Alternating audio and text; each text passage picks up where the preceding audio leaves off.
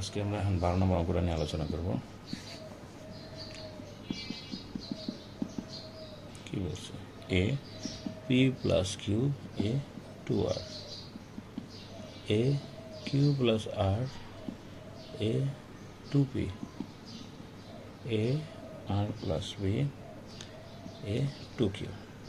And দুইটাই থেকে একটা কমন নাও, P plus Q minus 2r, Q plus R minus 2p, R plus P minus 2q। এই সবগুলো এই থেকে একটাই কমন নাও, তাহলে কি হয়?